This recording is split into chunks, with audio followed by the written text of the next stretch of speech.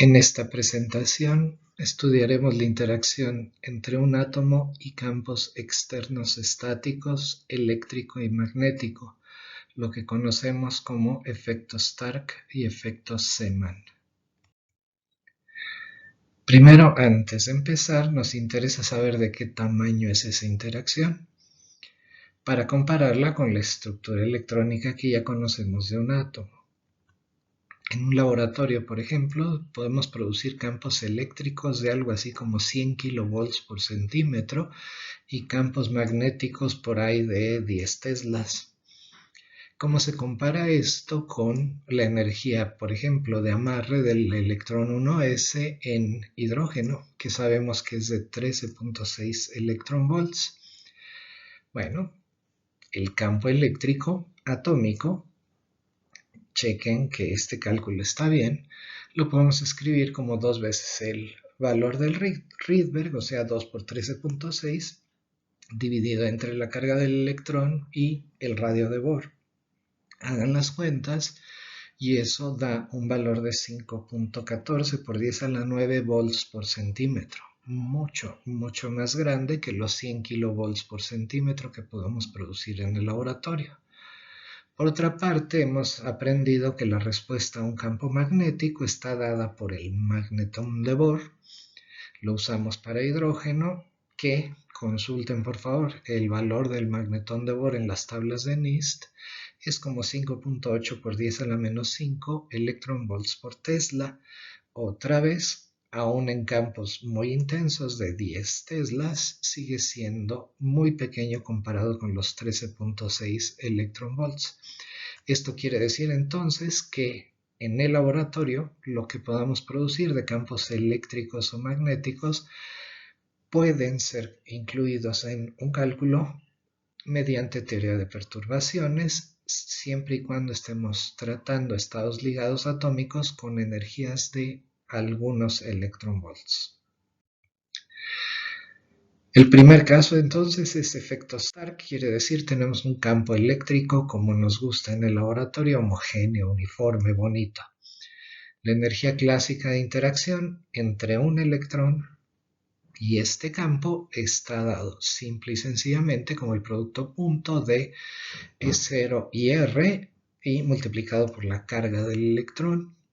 Entonces sabemos que hay que agregar en el hamiltoniano del átomo para describir esta interacción. Hay que agregar este término y que lo podemos tratar como una perturbación. Si empleamos teoría de perturbaciones a primer orden, debemos calcular el valor esperado de este término con la función de onda que podemos calcular para el estado atómico que vamos a considerar.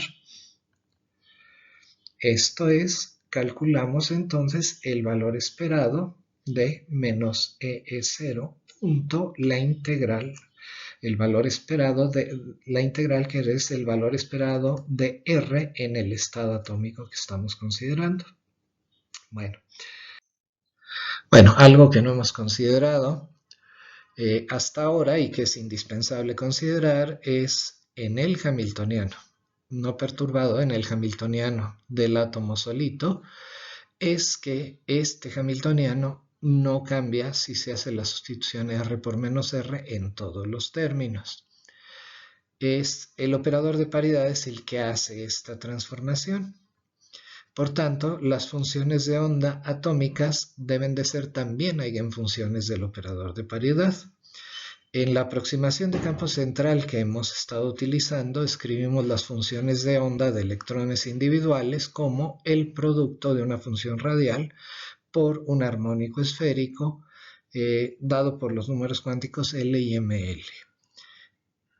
La paridad de esta función no va a depender de la distancia al origen, que es la misma para R y menos R, sino que estará dada por la paridad del armónico esférico. Bueno, ¿cuál es la paridad de los armónicos esféricos? Chequen esto, pero en coordenadas esféricas la operación de paridad implica cambiar el valor de teta por pi menos teta y el valor de phi por pi más phi. Esto hace que cambie de R a menos R. Y créanme que los armónicos esféricos satisfacen, que si los calculo en los nuevos valores pi menos teta y pi más phi, lo que obtengo es menos 1 a la L por el armónico esférico original evaluado en teta phi. Quiere decir que la paridad del armónico esférico es la paridad de L. Si L es par, el armónico esférico es par. Quiere decir no cambia no cambia de signo al cambiar R por menos R, o si L es impar, cambia el signo. Como ejemplo, les pongo la función de onda Y2, 0, que es la que tiene dos lóbulos rojos y el anillo verde, y ahí no cambia el signo si cambio R por menos R, y en cambio la función PZ, que es coseno de teta, cambia de signo de rojo a verde. Rojo vamos a decir es positivo, verde es negativo. Cambia de signo cuando cambio R por menos R. Por tanto, la paridad de la función de cada electrón es la paridad de L, y la función de onda de un átomo que tiene muchos electrones va a ser la suma de las paridades del armónico esférico de cada uno de los electrones. Entonces, la paridad va a ser la suma de las LCs.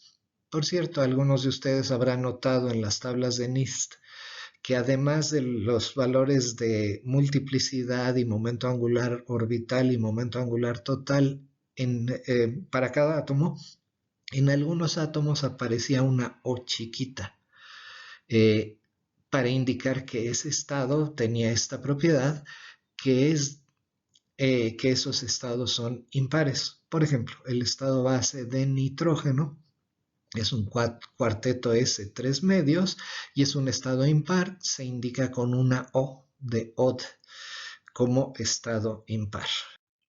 Bueno, a primer orden de perturbaciones debemos de calcular este valor esperado, lo repito aquí, donde la función U o es par o es impar. Y luego entonces su cuadrado va a ser necesariamente par.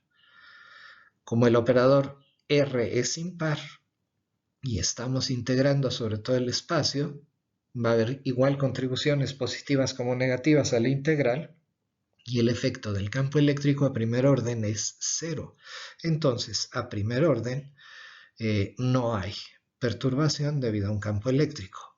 Se debe usar teoría de perturbaciones a segundo orden. Vamos a lo que hicimos a segundo orden y vemos la expresión, y la expresión es relativamente simple, pero tenemos que involucrar entonces a todos los demás estados del átomo que tienen la paridad opuesta al estado que estamos considerando. Entonces tengo que calcular los elementos de matriz del operador R entre los estados I y J, elevar eso al cuadrado y dividir entre la diferencia en energías entre el estado que estoy considerando y los estados sobre los que voy a hacer la suma.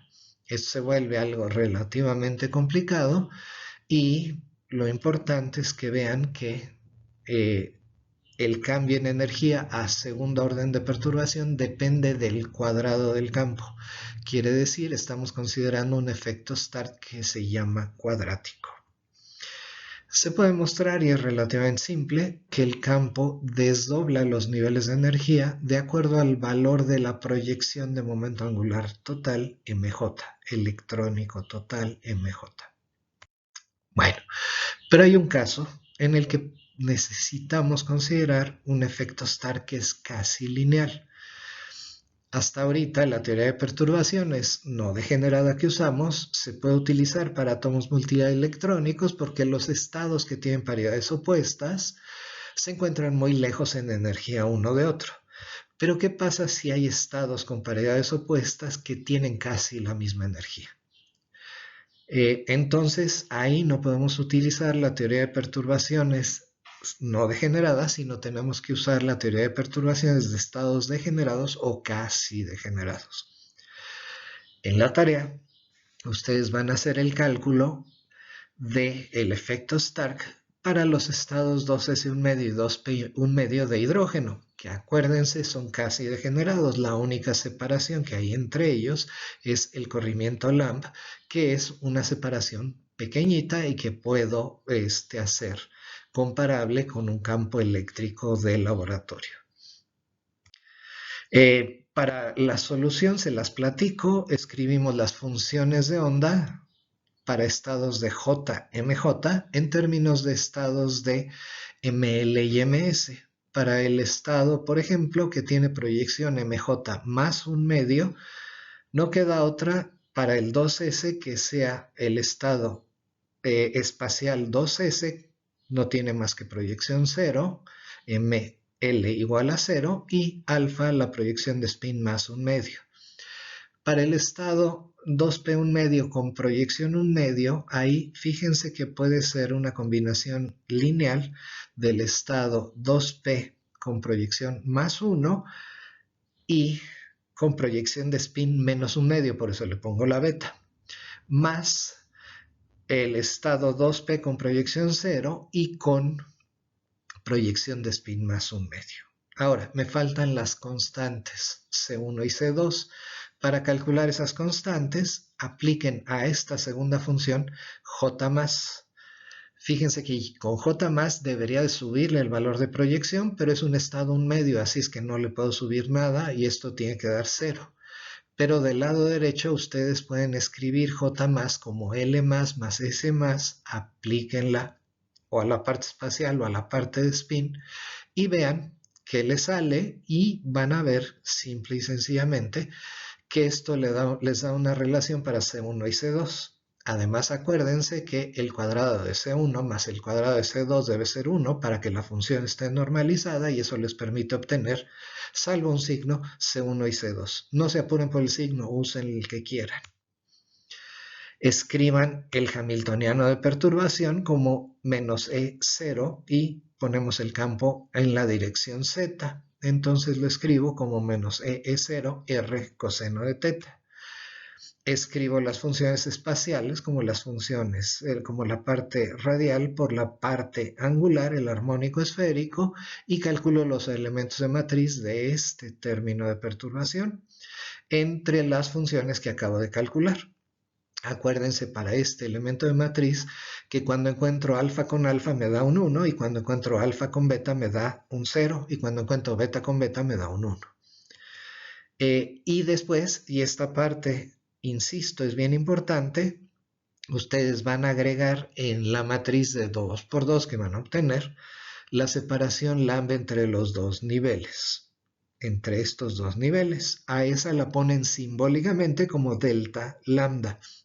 La agregan a mano, no la van a calcular. Bueno, si hacen bien las cosas, deben de obtener esta matriz que les pongo aquí, donde aquí en particular el primer estado es el 2p un medio, esto es renglones y columnas, van 2p un medio, 2s un medio, y los elementos fuera de la diagonal son los que acabamos de calcular como elementos de matriz a primer orden de perturbación usando el hamiltoniano Stark.